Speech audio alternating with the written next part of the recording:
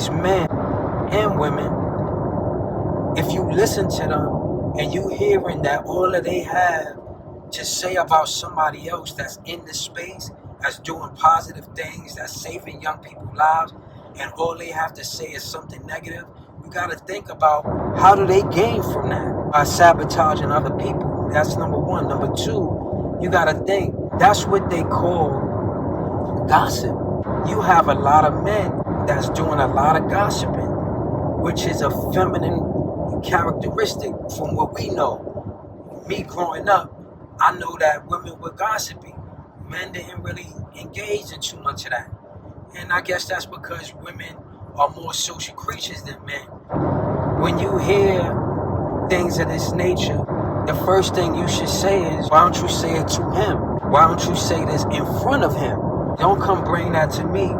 So we are promoting gossip. Another thing that we're doing that's really divisive and destructive to the whole field as a whole is we're having popularity contests. That's what we turn mentoring and being a credible messenger into, being popular.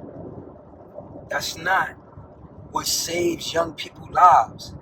You were popular in the street, and that's one of the reasons why I've diverted from calling myself a credible messenger to calling myself a community messenger. I advocate on behalf of the community, no matter what community that I'm in.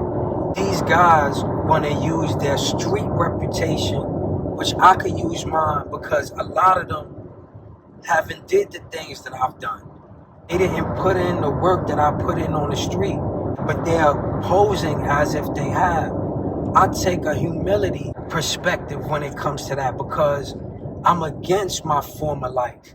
While we might use it to be able to be relative and relate and resonate with the young people, we could tell them, yo, I've been to prison, bro. And you could tell them stories about how prison was, but we don't glorify it. And this is what a lot of these so-called credible messengers do. They're glorifying it. And because they look at other people as a threat, they try to throw dirt upon their name so they could feel more empowered, I guess. We've had these types in our communities, and these are what I call chaos agents, agents of chaos.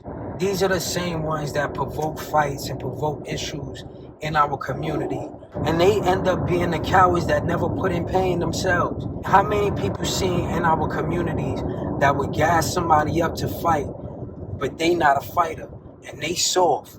They can't punch their way out of a paper bag. They never put in no pain. But they promote it and cause people to go at one another, and they use their popularity to do it. So we cannot bring that into this space because then we are doing more harm than good to our communities, because when the young people look at credible messengers, they gonna be saying, oh, this the same thing as in the street. I might as well be on the block. I would advise any organization that's seeing this happen in an organization to weed it out at the roots.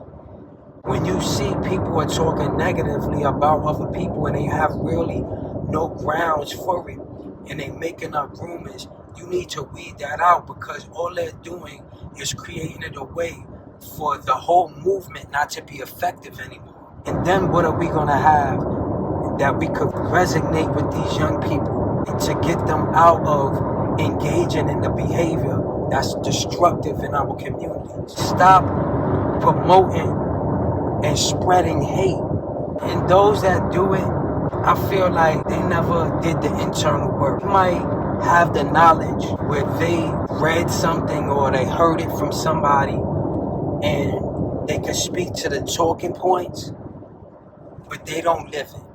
And I think that if we're serious about keeping this credible messenger movement and what I'm doing, the community messenger movement, alive, then we're going to have to do better.